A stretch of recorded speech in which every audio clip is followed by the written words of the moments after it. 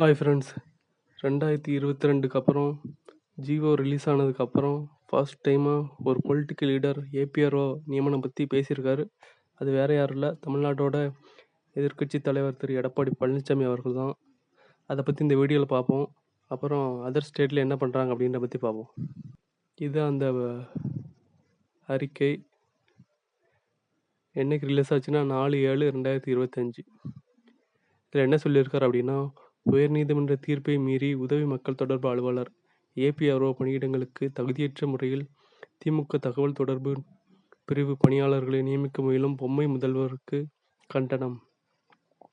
தமிழகத்தில் உதவி மக்கள் தொடர்பு அலுவலர் ஏபிஆர்ஓ பணியிடங்களில் நியமனம் செய்வதற்கு சென்னை உயர்நீதிமன்றம் தெளிவான வழிகாட்டுதல்களுடன் கூடிய தீர்ப்புகளை வழங்கியிருக்கிறது. அத்தீர்ப்புகளை மீறி ஸ்டாலின் மாடல் அரசு ஐடி விங் பணியாளர்களை தகுதியின்றி நியமிக்க முயல்வதாக செய்திகள் வருகின்றன. இதற்கு எனது கண்டனத்தை தெரிவித்துக் கொள்கிறேன். சென்னை உயர்நீதிமன்ற தலைமை நீதியரசர் தலைமையிலான முதல் பெஞ்ச் 2016ஆம் ஆண்டு வழங்கிய தீர்ப்பில் உதவி மக்கள் தொடர்பு அலுவலர் ஆள்சேர்ப்புக்கான விதிகளை தளர்த்துவது, தகுதியானவர்களை புறக்கணிப்பது நியமனமற்றது என்று கண்டித்து தகவல் தொடர்பு மற்றும் சுற்றுலாத்துறை செயலாளர் மற்றும் தகவல் மக்கள் தொடர்பு இயக்குநருக்கு விதிகளை தளர்த்துவது விதிவிலக்காக மட்டுமே இருக்க வேண்டுமே தவிர வழக்கமான நடைமுறையாக இருக்கக்கூடாது என்று உயர்நீதிமன்றம் தெளிவாக தெரிவித்திருந்தது. இந்த நிலையில் உதவி மக்கள் தொடர்பு அலுவலர் பணிக்கு இளங்கலை பட்டப்படிப்புடன் பத்திரிகை மற்றும் தகவல் தொடர்பு அல்லது மீடியா சயின்ஸ் படிப்பு கட்டாயமாக்கப்பட்ட அரசாணையை திரும்பப் பெற நிர்வாக திறனற்ற ஸ்டாலின் மாடல் திமுக அரசு முடிவு எடுத்திருப்பதாக தெரிய வருகிறது. இது தகுதியற்றவர்களையும் ஆட்சியாளர்களுக்கு வேண்டியவர்களை உதவி மக்கள் தொடர்பு அலுவலர் பணிக்கு நியமிக்கும் திமுக அரசின் மோசமான முயற்சியாகவே கருதப்படுகிறது. மருத்துவராக இருக்க மருத்துவ படிப்பும், வழக்கறிஞராக இருக்க சட்டப்படிப்பும் அவசியம் என்பது போல, உதவி மக்கள் தொடர்பு அலுவலர் பணிக்கு பத்திரிகை மற்றும் மக்கள் தொடர்பு அல்லது மீடியா சயின்ஸ் துறையில் குறைந்தபட்சம் டிப்ளமோ அல்லது பட்டப்படிப்பு அவசியம் என்பது அரசாணையில் தெளிவாக உள்ளது.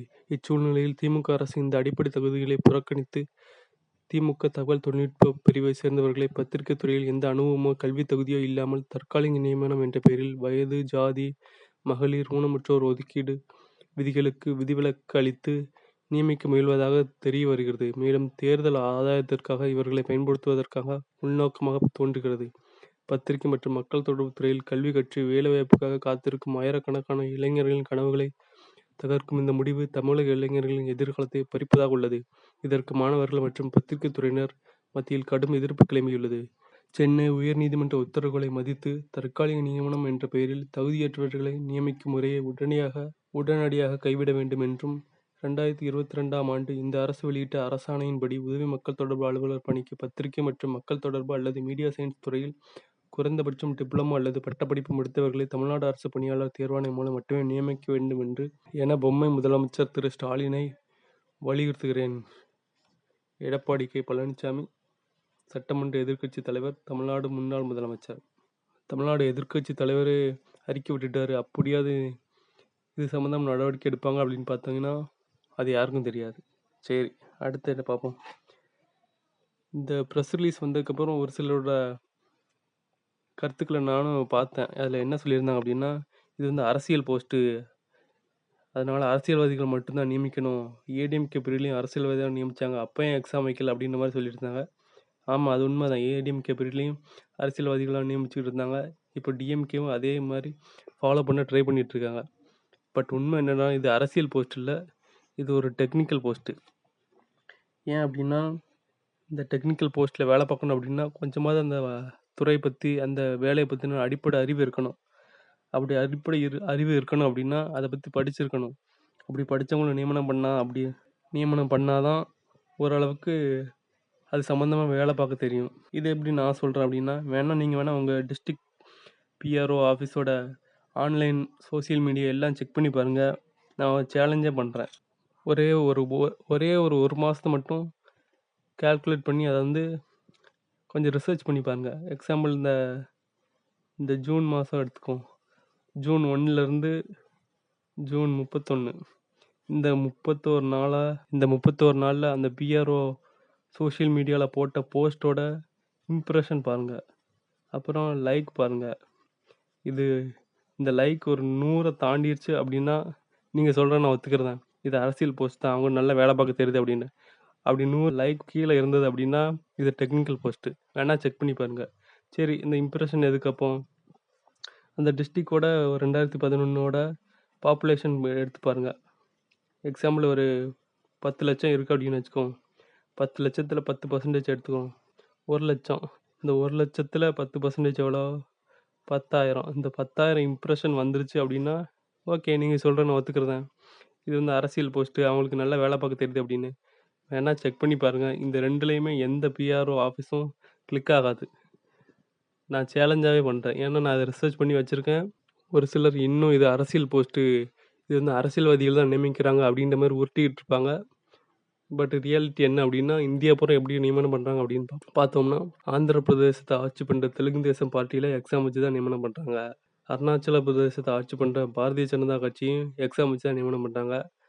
அஸ்ஸாம் மாநிலத்தை ஆட்சி பண்ணுற பாரதிய ஜனதா கட்சியும் எக்ஸாம் வச்சு தான் நியமனம் பண்ணுறாங்க. பீகார் ஆட்சி பண்ணுற ஜனதாதளம் ஆட்சியிலையும் எக்ஸாம் வச்சு நியமனம் பண்ணிட்டாங்க. 2025ல் எக்ஸாம் வைக்க போகிறாங்க. 2022லையும் எக்ஸாம் வச்சுருக்காங்க. சத்தீஸ்கர் ஆட்சி பண்ணுற பாரதிய ஜனதா ஆட்சியிலையும் எக்ஸாம் வச்சு நியமனம் பண்ணுறாங்க. ரீசெண்டாக டெல்லி ஆட்சி பண்ணுற பாரதிய ஜனதா ஆட்சியிலையும் டிஎஸ்எஸ்எஸ்பி மூலியாக எக்ஸாம் வச்சு தான் நியமனம் பண்ணுறாங்க. அடுத்து குஜராத் ஆட்சி பண்ணுற பாரதிய ஜனதா ஆட்சியிலையும் எக்ஸாம் வச்சு நியமனம் பண்ணுறாங்க. ஹரியானா ஆட்சி பண்ணுற பாரதிய ஜனதா ஆட்சியிலையும் எக்ஸாம் வச்சு நியமனம் பண்ணுறாங்க. ஹிமாச்சல் பிரதேசத்தை ஆட்சி பண்ணுற காங்கிரஸ் ஆட்சியிலையும் எக்ஸாம் வச்சு நியமனம் பண்ணுறாங்க. கர்நாடகா ஆட்சி பண்ணுற காங்கிரஸ் ஆட்சியிலையும் எக்ஸாம் வச்சு நியமனம் பண்ணுறாங்க. கேரளா ஆட்சி பண்ணுற கம்யூனிஸ்ட் ஆட்சியிலையும் எக்ஸாம் வச்சு நியமனம் பண்ணுறாங்க. மத்திய பிரதேச ஆட்சி பண்ணுற பாரதிய ஜனதா ஆட்சியிலையும் எக்ஸாம் வச்சு நியமனம் பண்ணுறாங்க. மணிப்பூர் ஆட்சி பண்ணுற பிரசிடென்ட் ரூல் இப்போ இருக்குது. இதுக்கு முன்னாடி இருந்த கட்சிகள்லாம் எக்ஸாம் வச்சு நியமனம் பண்ணுறாங்க. மகாராஷ்டிரா ஆட்சி பண்ணுற பாரதிய ஜனதா ஆட்சியிலையும் எக்ஸாம் வச்சு நியமனம் பண்ணுறாங்க. மேகாலயா ஆட்சி பண்ணுற நேஷ்னல் பீப்புள் பார்ட்டியும் எக்ஸாம் வச்சு தான் நியமனம் பண்ணுறாங்க. நாகாலாந்து ஆட்சி பண்ணுற நேஷ்னாலிட்டிக் டெமோக்ராட்டிக் ப்ரோக்ரஸிவ் பார்ட்டியும் எக்ஸாம் வச்சு நியமனம் பண்ணுறாங்க. ஒடிசா ஆட்சி பண்ணுற பாரதிய ஜனதா ஆட்சியிலையும் எக்ஸாம் வச்சு நியமனம் பண்ணுறாங்க. பஞ்சாப் ஆட்சி பண்ணுற ஆம் ஆத்மி பார்ட்டி எக்ஸாம் வச்சு தான் நியமனம் பண்ணுறாங்க. ராஜஸ்தான் ஆட்சி பண்ணுற பாஜக ஆட்சியிலையும் எக்ஸாம் வச்சு நியமனம் பண்ணுறாங்க. சிக்கிம் ஆட்சி பண்ணுற காரன்டிகாரி மோர்ச்சா ஆட்சியிலையும் எக்ஸாம் வச்சு நியமனம் பண்ணுறாங்க. திரிபுரா ஆட்சி பண்ணுற பாஜக ஆட்சியிலையும் எக்ஸாம் வச்சு நியமனம் பண்ணுறாங்க. உத்தரப்பிரதேச ஆட்சி பண்ணுற பாரதிய ஜனதா ஆட்சியிலையும் எக்ஸாம் வச்சு நியமனம் பண்ணுறாங்க. உத்தரகாண்டில் பாஜக ஆட்சி தான், அங்கேயும் எக்ஸாம் வச்சு நியமனம் பண்ணுறாங்க. வெஸ்ட் பெங்காலில் திரிணாமுல் காங்கிரஸ் ஆட்சி, அங்கேயும் எக்ஸாம் வச்சு நியமனம் பண்ணுறாங்க. இப்படி இந்தியா பூரா எக்ஸாம் வச்சு தான் நியமனம் பண்ணுறாங்க.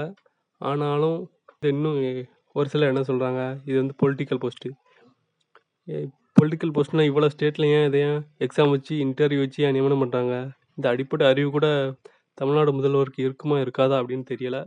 பார்ப்போம். இப்படி இந்தியா பூரா இந்த போஸ்ட்டு பொலிட்டிக்கல் போஸ்ட்டாக இருந்ததை டெக்னிக்கல் போஸ்ட்டாக மாற்றி அந்த போஸ்ட்டில் வேலை செய்கிறவங்களுக்கு கொஞ்சமாவது அடிப்படை அறிவு இருக்கணும், அந்த துறை பற்றி அந்த போஸ்ட்டை பற்றி அப்படின்ற மாதிரி முடிவெடுத்து இந்த இந்தியா பூரா எல்லா ஸ்டேட்லேயும் எக்ஸாம் வச்சு இன்டர்வியூ வச்சு தகுதியானவர்களை நியமிக்கிறாங்க.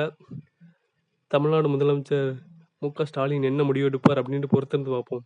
அடிப்படை அறிவு இருக்கணுமா, இல்லை திமுக உறுப்பினராக மட்டும் இருந்தால் போதும் அப்படின்ற மாதிரி முடிவெடுப்பார் அப்படின்ட்டு பார்ப்போம். சரி, அடுத்து என்ன தான் நடக்கும்? ஒரு 2 பாசிபிள் மட்டும்தான் இருக்குது. ஒன்று, டிஎன்பிஎஸ்சி படிக்கிற மாணவர்களுக்கு ஒரு வடையை கொடுத்துட்டு ஏபிஆர்ஓ அப்படின்ற போஸ்ட்டை நீக்கம் பண்ணிவிட்டு ஃபீல்டு ஆஃபீஸர் அப்படின்ற பேரில் டிஎம்கே காரங்களை நியமனம் பண்ணலாம். இதுக்கு தான் பெரும்பான்மையான வாய்ப்பு இதுக்கு தான் இருக்குது. அப்படி இல்லையா, இந்தியா பூரா 28 ஸ்டேட்டு, ஒரு சில யூனியன் டெரிட்டரி அப்படின்ட்டு எல்லாரும் எக்ஸாம் வச்சு இன்டர்வியூ வச்சு தகுதியானவர்கள் நியமனம் பண்ணுறாங்க. அதை ஃபாலோ பண்ணுவாங்களா? எந்த பயனும் இல்லை.